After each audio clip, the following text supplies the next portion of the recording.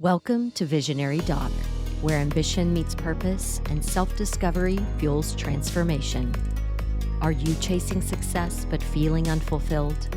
Delve into the joys and jolts of high-achieving lives, and together, let's redefine ambition. It's time to strip away the pathological and embrace the potential. Join host Dr. Shez as we explore what it means to be a visionary of your own life. Thank you for joining. Thanks for taking the time. How's your Saturday going? It's going actually good. Yeah. I didn't, get up at like the crack of dawn to go work out like I told myself I would, but that's okay. That's okay.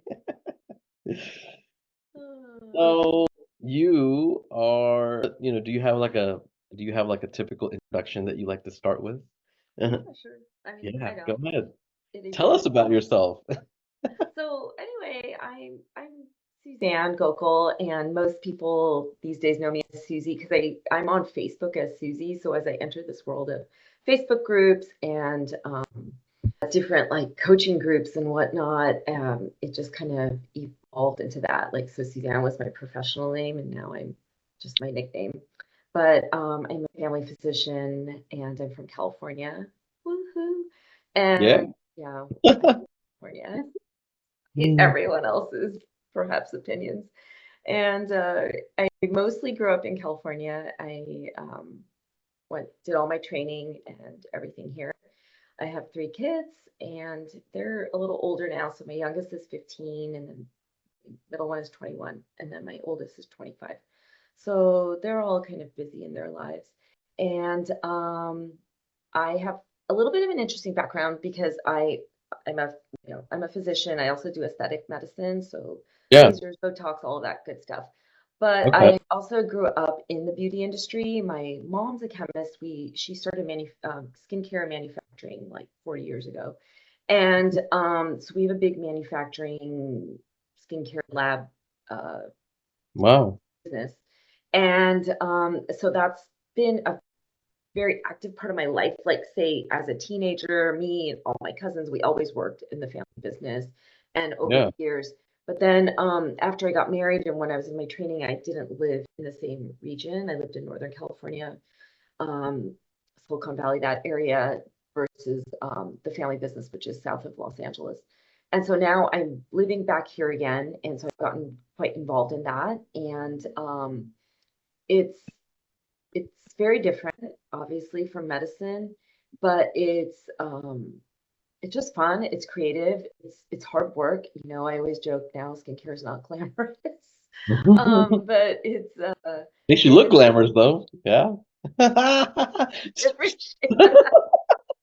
I know we actually have a gala to go to tonight Oh, for nice. the skincare industry. So what the business has allowed me to do, and honestly, the pandemic, it kind of allowed you to do the things that you maybe always had on the back burner, or just weren't quite getting to, right? Yeah. I launched my own skincare line during the pandemic. We started kind of like actually with hand sanitizer, and then allowed them, okay, everything's set up because our manufacturing said we were able to make hand sanitizer. Like, we need to get this out to people. So literally overnight, I did some YouTube video, created a website. I did this whole thing because, we didn't have a lot of services going on then. So I Yeah. did it, and then I turned it into my launching pad for my skincare line. And then tonight we're a finalist in a beauty industry award. So we're Oh, in congratulations. That's my awesome. big Beverly Hills. Yeah. Good to get recognition for your hard work. Yeah, it's definitely a lot of work. People always ask in medicine, like, okay, so you're a doctor, and it comes with its own hard work and accolades, right? As you well know. And then there's definitely like, and I think this is true in any industry, that each industry has its own industry specific burnout or discontent or whatever.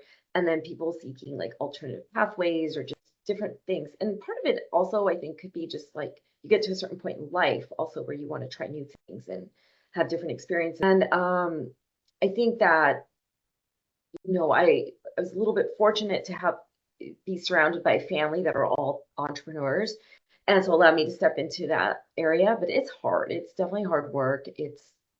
I work probably more sometimes now than I ever did as a physician. But it's like work that's in my control. It's really creative, and it's just interesting. It's Well, different. entrepreneurship is so much of it for me too was about control and freedom, right? Like gaining control of my time back, and my energy and the things that I enjoy doing. You just lose a lot of that in medicine. I guess in today's world of medicine. But I want to back up for a second. I'm curious. 'Cause I also grew up in a family that is all about business, but more like retail business, right? I don't know, like we, my family's always like, "Oh, we're entrepreneurs, we're business people." I'm just like, I think all we do is barter. I think we just buy low and sell high. That's not really business. That's like very like common sense, just survival, like you're talking about, like manufacturing, like skincare products, things like that. I feel like that's just another level of business, like an elevated level. For me, I grew up in like I said, retail, like just my dad had a jewelry shop in the mall, and like I was one of those guys that would like, yo, you want to check out some jewelry? Like, I got you, bling bling. I mean, I was that guy. Like, that's how I grew up, and it influenced me, I guess, in some ways, right? Like, I'm relatable. I can relate to a lot of different people because at the mall, I mean, anybody will walk up, Yeah, right? you're And right. and so you just kind of need to be able to connect and sell them some fake jewelry, like and like just being resourceful about things, right? So there are a lot of things I learned being in that environment. What was it for you growing up in that family environment of business? What are some things that kind of rubbed off on you that thinking back, like, yeah, that actually like those are good things I picked up. Oh, that's a great question, right? I mean, so the beauty industry is interesting. Growing up in that, it's I think growing up in it, growing up around it, made me very open-minded. Yeah, Um, because you're just meeting people from different, and this was especially so in the 80s, when I yeah, was and I think it really lent itself well to me as a physician because I think really it was really easy for me to relate to all my patients. Like they didn't have to be patients just like me or patients from certain like communities or whatever. It allowed me to be able to be, accepting and be able to take care of them and yeah. make them feel comfortable and at ease. And I Hmm, think that's kind of important, just as important as providing good care. Because if someone, 100%. if if your patient doesn't feel comfortable with you, then they don't want to see you, right? Absolutely. Absolutely. And they're not going to be like trust is such a huge element of what we do as doctors, right? Yes, Yeah. we can prescribe medications and things like that, but I don't know. I feel like there's a psychological and spiritual element to what we do as physicians that is sometimes overlooked. Are you a DO by any chance? I know you are too. Yeah, I am too. And I don't know, it's just I used to like talk a lot of crap about about the DO field. Like even though I was in it, I was just like, it's like when I first found out that I can't do something competitive because I'm a DO, it just put a bad taste in my mouth, right? And for someone who's like pathologically ambitious, I'm like, you're gonna tell me I can't do ophthalmology or neurosurgery because I'm a DO? Like, watch me, right? Watch me do it. So that was like the mentality I took to it. And like I mean it was fine and like served me well, but honestly, like now that I think back on it, that DO philosophy of holistic medicine, right? There's more to a person than just their physiology, right? We're more than body parts. So that spiritual and psychological element that is so part and parcel of osteopathic philosophy, I didn't realize it at the time, but it's a huge part of how I think today, you know? It really made a big difference in my thinking overall and my mentality. Did you find that to be the case for you? I definitely think so. I mean, for me, even it just started in med school where it was so much hands-on, right? Yeah, More than traditional allopathic medicine. And for me, that made all the difference because, again, like I am very a visual person. yeah, So it immediately brought it to life in a way that I don't think would have kept me in the same way if I hadn't had that.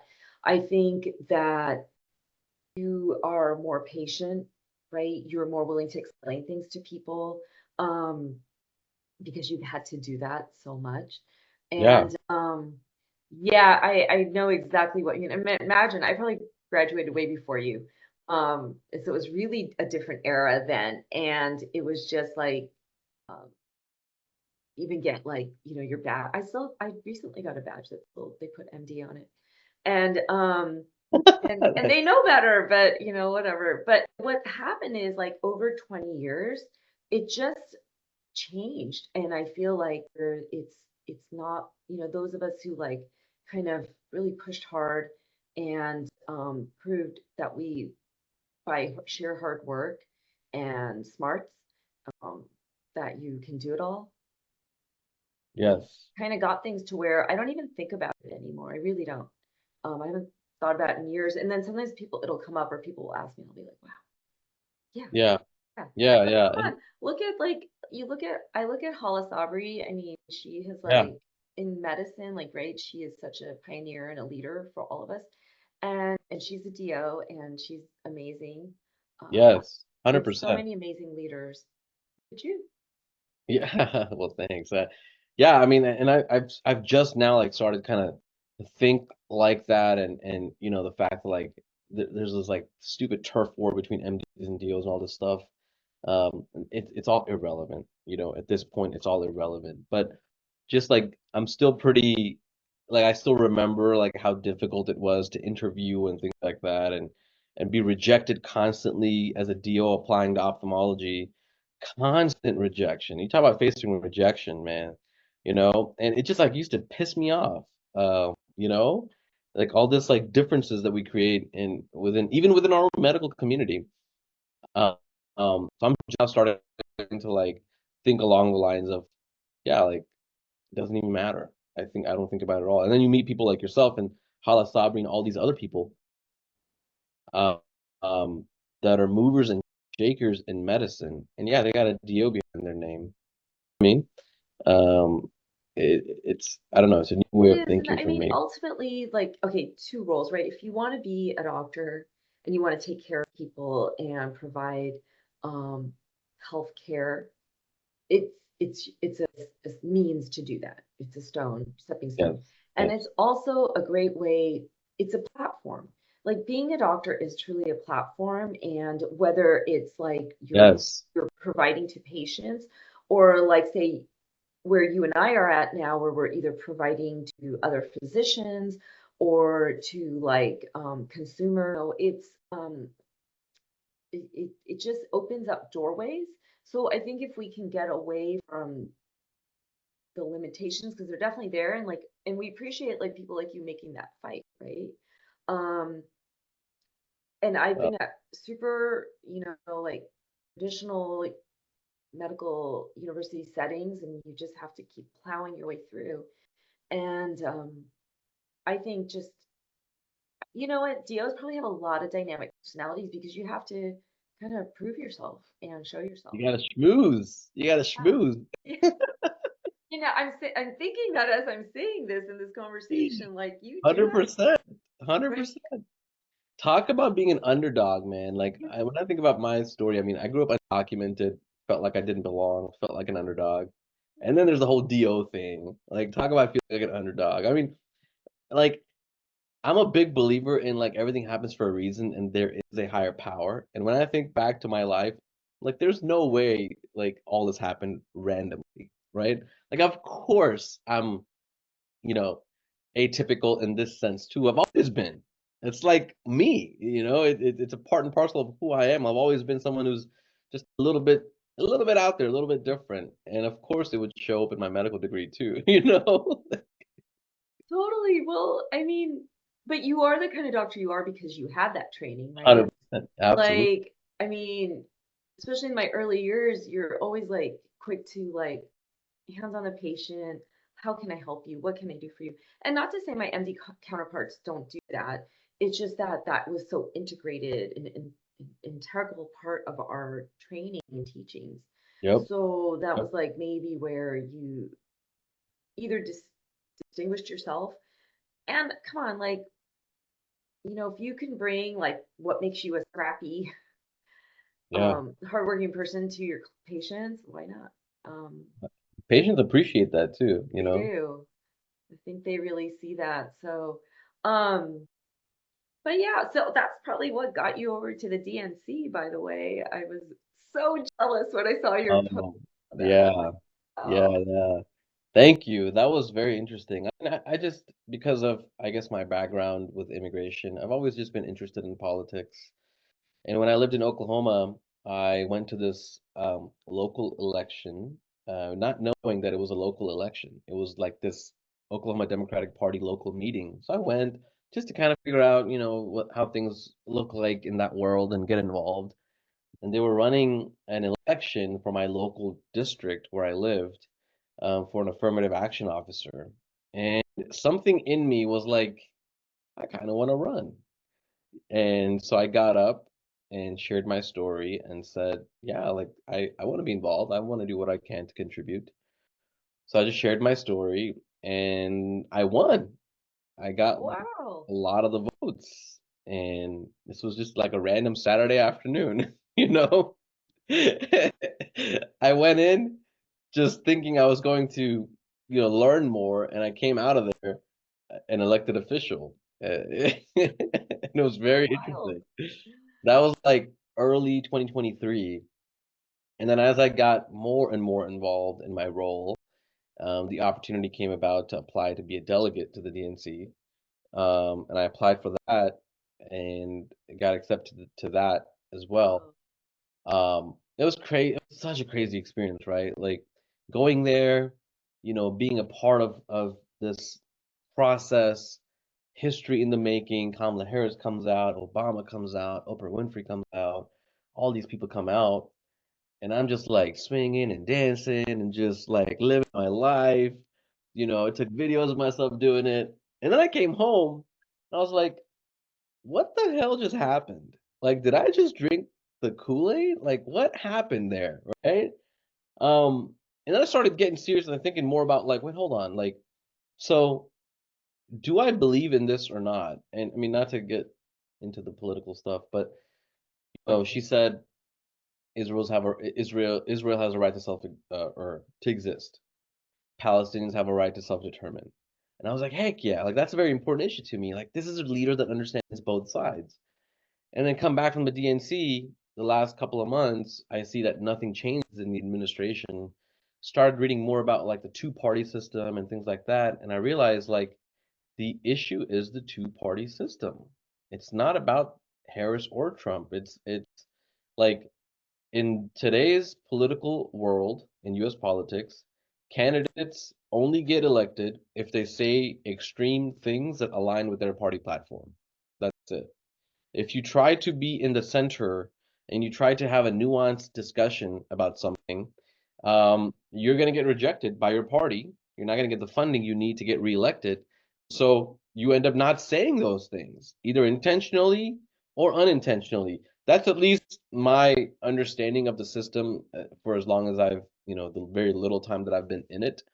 I feel like we need more competition in US politics, right? Like we're both in business. Think about it. If you go to the mall or whatever, and there's only one service provider to offer a product, they can charge whatever they want because there's nobody else. But that if is you introduce more competition, services get better and people start serving the client. In US politics, we are the client, right? The people are the client, and the product is the politician, and they represent us. If there's no competition in that world, I feel like it just kind of lends itself to corruption and things like that. So anyway, that's my 2 cents of what I've realized getting into politics over the last 2 years. that's really interesting perspective because yeah, I do agree. I think if we had more options each time, it would be nice. And I was even thinking, Bernie Sanders, he's an old guy too, and he's just reelected. I forget how it's like several terms now, and no Yeah, one's like whining, complaining about his age. but he's also a bit extreme, like on the one end of the spectrum, right? Yeah. So maybe that's in line with what you're saying. It's like because he has a strong message, and people that resonate with that resonate with that.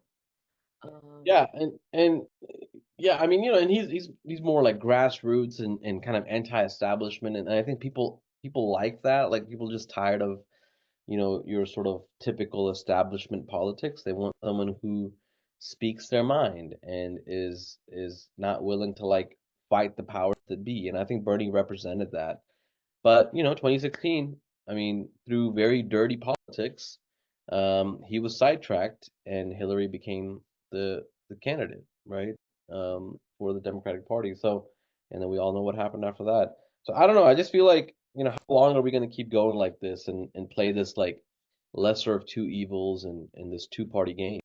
Um, so I'm probably, I don't know, I'm probably pissed off a lot of people in the Oklahoma Democratic Party because I came out recently and I was like, hey, I was a delegate to the DNC, and I was giving the Harris campaign a chance. But I'm not voting for her in this election because I don't see any changes. They're saying the words, but the actions aren't following. So for that reason, I'm not voting for them. And I pretty much got, I mean, I was told by someone that they're flagging you as part of Project Veritas, which is like this like right wing conspiracy theory group or whatever. And so I got like flagged and called all kinds of names because I took this stand. And that's the issue, right? It's like, wait, hold on. We can't agree to disagree thoughtfully and kind of talk about these things. And just because I have a different opinion now, means that I'm canceled or whatever. So that's a whole another issue in U.S. politics. That's why people don't like to talk about politics. I mean, I'm surprised we're having this conversation, right? But I kind of figured that you would be open to it because Amita and I actually talked about this on our podcast interview. We got into politics, and we were like, "How the hell did this happen? Where did we get here?" you know. I But know. I actually the other day was at my hairdresser's, and then I live in a very I live in the most Republican part of California. um, Um, but I come from, and I think a lot of my politics were shaped from the most liberal part of California. yeah, And so like my hairdresser and I were like kind of tiptoeing around because you don't want to offend anyone. And then we realized like, okay, we have similar views, and we had this whole like conversation.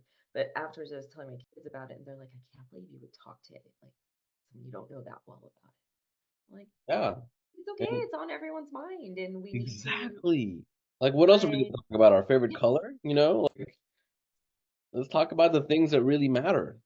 we have to also like be able to talk to our neighbors who are in the opposing camp to see like where's the common ground, where is there ongoing acceptance and friendships, and you know to not let all of this define it. I hope. Totally. And it's one thing to talk to somebody that has similar views, but it's another thing to talk to somebody who has, like you said, like your neighbor who has opposing views and not get heated in the conversation, right? Because I really do believe that um, most people are not evil. They want the same things fundamentally. Like you and I want the same things in terms of, safety and security and a sense of belonging and economic prosperity. Like we all want the same things, but for some reason, we think differently about what it's going to take to get there. Okay, so let's talk about it. Let me hear Yeah, your perspective and you hear mine, and let's see if we can find some common ground, right? But in order to do that, I think you got to give people the space to have their voice heard without judging them, without like attacking them. If you and I go into a conversation and I'm already coming with the perspective of I'm right, you're wrong, you're going to lose this conversation, we're not going to get anywhere, right? But unfortunately, that's the name of the game these days. And I don't get it. that's so true, and it's kind of disappointing. But I've even found myself like doing some of that, right? Um, but I'm trying hard to stay open-minded and see. I mean, if so much of the country is wanting a certain thing, then you got to listen to it. Yeah. Oh, absolutely. Um, so okay, so let's backtrack a little bit. I want to quickly talk a little bit more about this skincare company, right? You were a doctor for a number of years, and then sounds like it was the pandemic that really prompted this shift. Well, Is that the case, or were you thinking about it like before as well? yeah, so actually you're right. So my as I said, like my mom had started this manufacturing. She's a chemist, she's brilliant. And kind of launched this business. I mean, I still remember when she launched it, she had to go to the library to look up how to start a corporation. Mhm, Like I had to teach her how to use mhm. you're way too young for this, like the card catalog. So where you look it up and pull out the number and go find it on the shelf. Anyway, they so I think for years, actually, my sister and I, because all our clients are basically people who have skincare lines, Mhm, and we help customize their skincare lines or help them develop, whatever they want. In their offices, and our clients are like estheticians, physicians, nurses, people and like kind of providers essentially of different levels of skincare. Um, and so we always had this like goal that we too wanted to have a skincare line. Um, and I will say that I'd had two previous iterations of my skincare line that only utilized in my clinic. So like I said, I have an small aesthetic practice, and but I'm not there every day. I'm only there a few times a month. So it was kind of hard to really make a go with the skincare line as its own entity outside of my own patients. What the pandemic did, so our manufacturing business started the hand sanitizer, and I created, the online availability of it. And then that was what launched me into creating an e-commerce skincare line. So, which is very different than just like selling out of a clinic. It's something that's an online business. There's just a lot of different levels that go to it, from even like how taxes charged to a client depending or customer depending on what state they live in, those kinds of things. So that's kind of what prompted it and led it to this. And I'd never done social media before. I mean, I wasn't even super active on Facebook mhm, before, just on my personal level. And now, I mean, I don't know, Instagram's like my new life. But you're on there and you learn and you evolve. And I look back just in like 2, 3 years. I mean, where I've gone from, even my marketing companies, I've worked with a few different ones. The world went from like, social media, static images to video and reels, and that's kind of really taken over. Yeah. And my skincare line's been part of that evolution. So, Mhm. social media, that's like uh, such a process. It's a lot of work, actually. People underestimate how much work it takes to put all this stuff together. Totally, totally. Yeah. And I have these amazing interns. So my daughter goes to UC Berkeley, and there's actually a cosmetic club, which I always find interesting there. And somehow I got connected to it through her. And I've had over the last 2 years some interns come out of it, and they're wonderful. They're working with college students, like they have such good energy. They're so Mhm. happy and like um, willing to try these new things. So it's been a Yeah, joy to work with them and like benefit from their great ideas. yeah, awesome.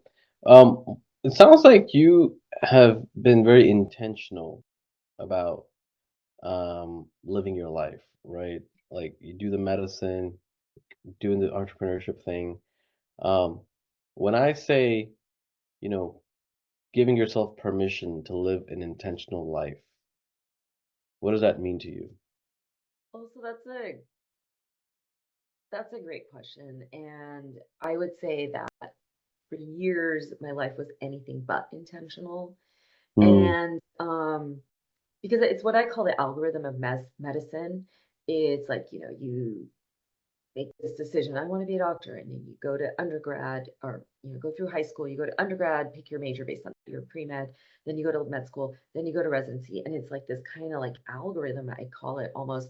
You get your first job, you get married, maybe you have kids, and so these are like these, just like whether it's like societal or like what you grew up around or what kind of works out in the way you live your life. But I don't know that it was always like so thought through on my part. Some of it just happened, which is you know, Totally agree with you. Yeah. awesome, Yeah. right? To benefit from that. But I would say like at, so I also like what I loved in medicine were my patients. I mean, I'm less of a scientist and more of a people person. And all of a sudden that energy was fading. And it was like I was in what when I talked to a mentor and he's like, "Oh, that's burnout." And I didn't really understand it. And then as I went through that, and when I look back, I can say this, that it was just living life completely without intention. Just like Mm, going through the motions, right? Like I have to get up in the morning, I have to get to clinic, I have to get my kids fed, get them to school, do all these things. And it wasn't like, what do I want? What are my goals? What are my values? And I think what the pandemic also brought to me um, was coaching. And so I mm. joined the EWP program with Sunny Yeah, yeah. Square. Sunny. And Yeah. that was just an eye opener. I mean, it was such a game changer. It really taught me about, being intentional. And I mean, I evolved into this thought process where, you have values. And if you don't align your goals with your values, then you're always going to be at a mismatch. And that's Yes. always going to bring discontent and Yeah. ultimately burnout because you're doing things you don't really want to do. Yes. And it's, yes. So I will say that since then, I have moved back to an area where I've wanted to live for years. And I am living a lifestyle that I really want to, that I'm really loving and that I want. And I'm doing work that is fulfilling a different part of me. And I'm actually back doing some clinical medicine, but I'm not doing a ton. I'm not forcing myself to do everything Oh, I want to. how much? So I was always doing my aesthetic medicine practice, but now I'm a few hours a week. I'm working as like basically a telemedicine doctor for the Kaiser healthcare systems. So it's a great gig. It's just like short shifts. They need to Yeah. help to support their, you know, um, staff physicians. So it's great. Like I feel good because I'm helping my colleagues, and I'm also providing a service, and it's also not overwhelming or burning me out. Like you know what I mean? It's not too much. So but I just started like the last 3 months, and I think part of being intentional was that you have to remind yourself to be intentional every day because you still get like, oh, what am I doing in my life? Or Yes. I don't want to do this anymore, or why am I doing this? And you remember, like, wait a minute, I really wanted to be creative. Like, I didn't feel like medicine brought that out in me, and I get to do that now with my skincare Mm, line and my messaging, and where I live, yeah, I have to drive really far. My kid son's high school is we live fairly far from there, but our drive is along the coast. Like we drive along the California coast um, 10, 15 minutes and we're there. I mean, who gets to say that, right? So it's like the hassle, but the beauty, because life is 50 yeah. 50. Um, and I mean, living in a coastal community is it's just such an amazing experience. I mean, it's just a different vibe. People are about the people. They want to be together, they want to be outdoors, they want to be active. Which is very different from where I was working and living and practicing in Silicon Valley, which is very driven, very work oriented, kind of very go, go, go. So, I feel like there's more balance where I am. But I have to remind myself constantly to be intentional Yes. and Yeah. remind myself that, okay, this is what I want. Is this goal I'm striving for aligning with who I am? Yeah, I remember when I got into coaching during the pandemic, as well. I remember, like, someone exposed me to core values and, like you said, like, living life in alignment with your value system. I'm like, I don't remember ever learning that, ever, like, in No. college or high school or med school, like, you would think something so fundamental, right, as, like, your value system with and I mean, that's how you show up in whatever you do in life. I never really sat down and thought about it, right? Never did. Until a coach pointed it out to me, and I think it was Hala, actually. It was like one of those, uh, Yes, yeah. these are her teachings. Yes. Yeah, it She's was really big Hala. on that. And Yeah. I think even being South Asian, like that's such a cultural thing too. Like it's built in, but somehow this messaging never has come through It's to me. like it's almost like an understood system of values where achievement is everything. You're only worth something if you can achieve something, and just make the money and everything else will fall into place. And that's it. That's your value system. Well, hold on. What about like fun and adventure and novelty and impact and legacy and all of these other things, right? We don't think about that specifically in the South Asian community. Because success is so measured by awards, Societal standards. it's Yes. money, Yeah. the big house, the fancy cars, and when you're not doing those things, you feel like you're not successful.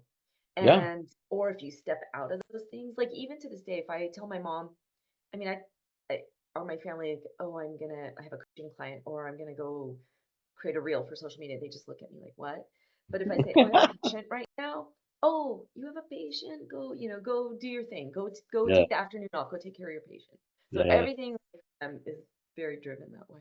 Yes. So speaking of success, how has your definition of success sort of evolved now over the years? I when I talk to high school kids and college kids, I make it a point to drive home this concept of redefining success for you, not what society thinks it should be, but for you. So, how has your definition evolved? Especially as you're transitioning away from sort of the conventional achievements in medicine. Right. Well, I love that you're working with students. Um, because I think you actually even have to redefine this every like whatever 5 years or something in your own Yes, life. that's a great And I that's a great think, point. Yeah. yeah, I think that's probably been one of the hardest pieces to truly like work beyond, right? Because I think that South Asian cultural thing is so ingrained in me.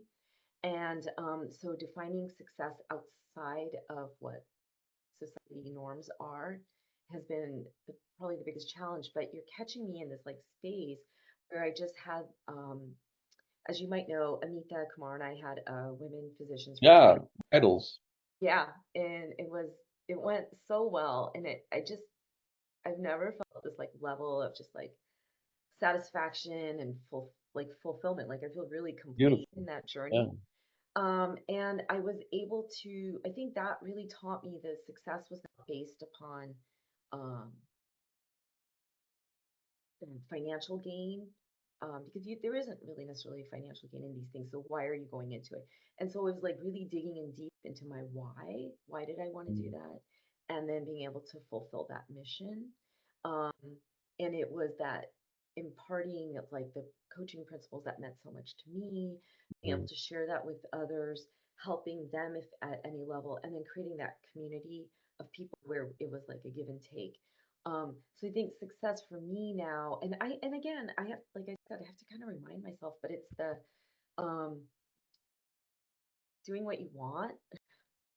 That's so mhm. hard to do. No one, I mean, Yes. people, right? When you prioritize yourself, sometimes You're people judged for it. judge, or you're not a good mom, you're not a good wife, you're not a good whatever doctor. So if that means I'm on this podcast with you and my kids are not going to get lunch for an hour later, it's okay. No one's starve. And right? And Just they're all make capable sure of, make sure they're well fed though. yeah, no, but they can put something in the microwave, they can have some juice. But it doesn't, whereas before that was like the driving force. Oh no, I have to do this, I have to be Mhm. on it. Um and or like, no, you know what? I don't want to go out Friday night with everyone because I want to stay home and work on some content. Like, who does that? But I actually enjoy it sometimes, and that could be a choice I Dang. make, right? Yes. Yes. So I think that's the trick. And so anyway, success for me is now like reminding myself that I'm being creative, that I have the courage to bring a message to others. Because I mean, there's a part of me that still wants to be shy and not share. And but it's a message, and whoever wants to listen to it can listen to it. Maybe no one wants to listen to it, but if you can have some impact on some people, again, that's success, right? Yes. Oh, that's so well said. Um, Man, I think this has been really, really good. Super interesting conversation. I can relate to so much of what you're saying. As we wrap up, Yeah. if you had um, a billboard, I think Tim Ferriss asks this, and I love this question. If you had a billboard and you could just like blast any message out to the world, right? What would it be? What would you want that billboard to say? Oh, sneaky of you to ask and so good. Actually funny, I think I've thought about this before, like when I drive, especially when I drive through San. Mm. Um, it is that you can live the life of your dreams. So I guess it would say you can live the life of your dreams, which I just said. I love that. That's something I say as well. You know, you only have one visionary life, right? So live your visionary life. Only got one. I say that all the time. There's like this like level of imposter syndrome I have about calling myself the visionary doc, right? I'm like, who the hell does this guy think he is? Like the visionary of what? You know? I'm like, hear me out, hear me out. I'm a visionary of my own life, right? I'm an expert in my own story, in my own life, and I only have one life. So I'm going to live my visionary life. For me, it's 3 days a week of clinical medicine, doing stand up comedy on the weekends, doing podcasting, speaking. Like, at least that's it for me now. And like you said, it's my definition of success now. It's going to evolve every few years, right? But that's what I want now. That's what brings me joy and fulfillment now. If I'm not going to do it now, when else am I going to do it? Right? Totally. And the thing is actually sometimes you especially maybe those of us who've been in this journey, you're actually living the life of your dreams, but sometimes you get caught in the muck or you don't realize it or you just need a reminder um that wait, I am doing what I want. And sometimes if you're not doing what you want, it's okay as long as it's intentional, right? Yeah. Okay. Exactly. And you know, like it's hard to think like this when you're in residency because residency it's really hard and you know, you kind of need to get through it and all of that. So that's a great reminder that like, look, like yeah, this may not be the exact way you want to spend your life, but sometimes you have to go through the hard to push through the other side, right? And I just wish I had more of that perspective in residency. Residency was really hard for me because I wasn't thinking long distance enough. I was too kind of stuck in the grind, right? And I think that's where coaching and things like that helps so much. I mean, can you imagine if like something happened and we gave residents access to coaching during their training programs? No. I mean, We're it would be a game changer. So I actually really know how you feel. Residency was really hard for me. I mean, sometimes don't know how I got through it. Um, and I think there was like a lack of understanding in some ways on my part. And I was young, Yeah, and it just kind of felt like again, it was being non-intentional. I just yeah. felt like I got thrown in. I didn't understand what it was about. But that's the Brooke Castillo saying. That's another billboard item. Mm, Discomfort is the currency of your dreams. yes, Ugh, yes. it is because every day, everything you want to do, right? Even coming on this podcast, right? I always feel a little Yeah, like a totally. podcast. So a tad uncomfortable. I mean, Hope- maybe, and Hopefully it wasn't that bad. no, it's wonderful. It's like, because it's a story you tell yourself, and Yeah, exactly. that's hard. Um, so yeah, but we're doing our thing, and it's just honoring yourself, kind of having fun. And I think that's something, if I can tell anyone, when you're interviewing for a job, to dare ask if the workplace is fun. Oh, You need yeah, that. I did yes. that at my very last job interview a few years ago, and the doctor, I couldn't use the word fun, but I kept skirting around it, and he's like, if you're asking if we have fun here, we do. Yeah, and I'm not ashamed to admit it. I mean, that is a huge core value of mine. Like, what's the point if you're not gonna have fun? Who wants to be Right? miserable, right? Oh, Wow. Well, this has been really good. Thank you so much for your time. Keep doing what you're doing. Live. Um, and yeah, keep doing your thing. This podcast is probably going to come out. Connect with Dr. Shez at visionarydoc.com.